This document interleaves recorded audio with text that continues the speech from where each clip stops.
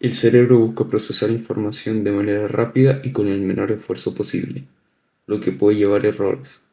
Se basa en atajos mentales, llamados heurísticas, y a veces nos hacen sacar conclusiones incorrectas. O sea, básicamente nuestro cerebro nos puede llegar a engañar por diferentes razones, pero principalmente para mantenernos en nuestra zona de confort y ni siquiera nos damos cuenta.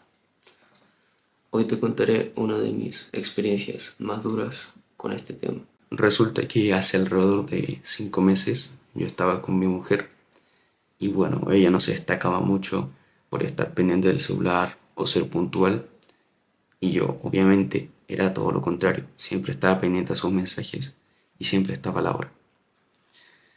Y bueno, como se podrán imaginar, ella no me contestaba en horas, llegaba tarde a las citas y eso me ponía muy mal. Y eso ella lo sabía y eso me hacía sentir aún peor. Entonces, a medida de que esta conducta se seguía repitiendo, llegué al punto en que mi cerebro internalizó que yo no le importaba. Recuerdo una vez que quedamos salir para las 8 y bueno, yo era a las 10. La escribí, le llamé, no me contestó, no me respondió. Y bueno, en ese momento ya di por sentado que no le importaba, que nuestra relación ya estaba casi por terminar. ¿Qué es lo que pasa? A la mañana siguiente me responde, me dice que lo siente mucho, que estaba ocupada y que le había surgido algo. Yo en ese momento, obviamente, eso lo tomo como una excusa. Entonces, después de ese suceso, ya si todo estaba mal, ahora estaba muchísimo peor. ¿Y qué es lo que pasa? Ella ni siquiera sabía esto. O sea, mi cabeza se estaba llenando de pensamientos de basura, de que nada nunca fue real, de que me estaba engañando, de que ya no sentía ningún interés en mí. Y eso era contrario a lo que me decía, pero yo quería que actuara así. Sus acciones no estaban demostrando lo mismo que sus palabras. Y un día fue cuando empecé a leer Los 7 hábitos de la gente altamente efectiva. ¿Y qué es lo que pasa con este libro? Me doy cuenta acerca de la existencia de los paradigmas. Si no te has leído el libro o no sabes lo que son los paradigmas, básicamente los paradigmas son las perspectivas de un suceso. Son las dos caras de una moneda. Y si tú no conoces las dos caras de la moneda, nunca vas a poder llegar a una conclusión objetiva. Y fue cuando me di cuenta que todo estaba en mi cabeza, que al final yo no conocía las dos caras de la moneda.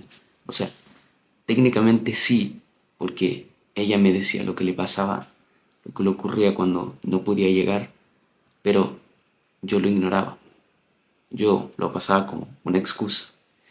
Entonces, al final, todo me lo estaba inventando yo. Antes, cuando me decía que había llegado tarde porque estaba ocupada, que estaba estresada, yo solo tomaba como una excusa para cubrir su desinterés. Y lo empecé a ver de forma más clara, sin dejar que ningún pensamiento me hiciera dudar de sus palabras. Porque en lo profundo yo sí conocía las dos caras de la moneda, pero estaba ignorando completamente su versión y solo me quedaba con la mía, la que me había inventado yo, la que había fabricado mi cerebro. Entonces fue avanzando el tiempo y empezamos a hablar más acerca de esto porque todo esto estaba pasando en mi cabeza, yo no se lo contaba a ella. Y me di cuenta que estaba comportándome como un puto niño de 2 años mentales, que pensaba que era el centro del universo, que si le habían puesto mucha tarea era para afectarme a mí. Todas las cosas que le pasaban se suponían que era en contra mía, que si lo piensas realmente es una estupidez. ¿A qué quiero llegar con esto? Cuando tú dejas de lado tus pensamientos negativos y te pones a evaluar el problema como una tercera persona, te das cuenta que en todo momento te estabas engañando. Que al final esas salidas en las que llegaba tarde es porque realmente se había atrasado. Esas horas en las que no me contestaba es porque realmente estaba ocupada. Y es cuando te das cuenta de que tú no puedes controlar las acciones de otras personas. Solo puedes controlar cómo reaccionas frente a ellas. Y si pienso de manera razonable, mi cerebro nunca me va a poder engañar. Y quizás tu cerebro te puede estar engañando de otras formas, no como la mía.